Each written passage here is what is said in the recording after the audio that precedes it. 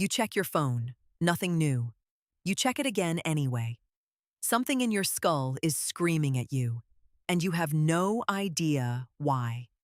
That feeling has a name. It's boredom.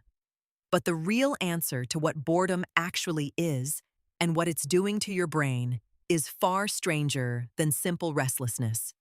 Your brain is never actually off. Even when you stare at the ceiling, roughly 20% of your body's total energy is consumed by a neural network called the default mode network. This is your brain doing nothing, and it costs more than almost anything else you do. So why does it exist? Neuroscientist Marcus Reichel stumbled onto this in 2001. He wasn't studying boredom. He was studying attention. But his scans kept showing this massive surge of activity the moment subjects were told to relax and think about nothing. The brain lit up like a city at night. Rachel named what he found, and the discovery quietly rewrote everything scientists thought they knew about mental rest. Your brain craves doing nothing because doing nothing is not nothing. Think about the last time you were deeply bored. Not tired, not sad. Bored. There's a specific texture to it, almost like pressure behind the eyes, a restless energy with nowhere to go. Psychologist Sandy Mann at the University of Central Lancashire found that people who were deliberately bored before a creative task outperformed those who weren't. Boredom isn't a blank. It's a signal. The signal says, go find something better. Your ancestors lived in an environment where boredom was functionally impossible. Every moment demanded attention. Predators, weather, food, fire. The brain that could briefly tolerate stillness, that could sit and let the mind wander. That brain found solutions other brains missed. It planned. It simulated futures. It rehearsed social scenarios.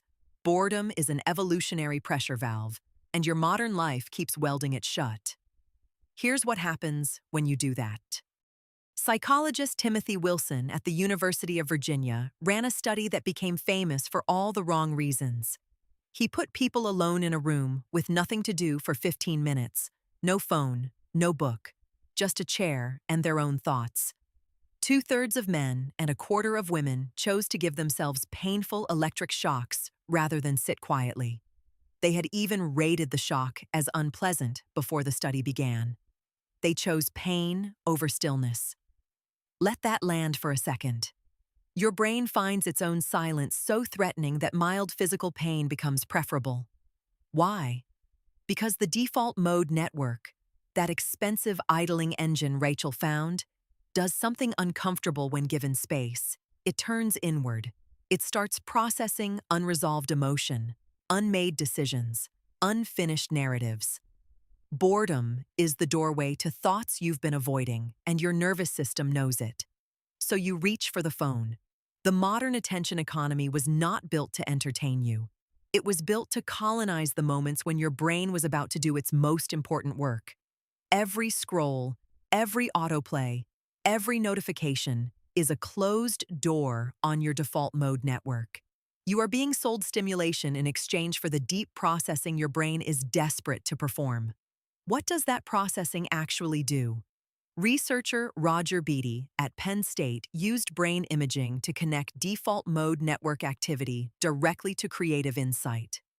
The people with the most active, most connected default mode networks were measurably more creative, not by a little. The correlation was striking. Your wandering mind is not wasting time. It is building the architecture of your best ideas. Your brain does not generate insight during focus.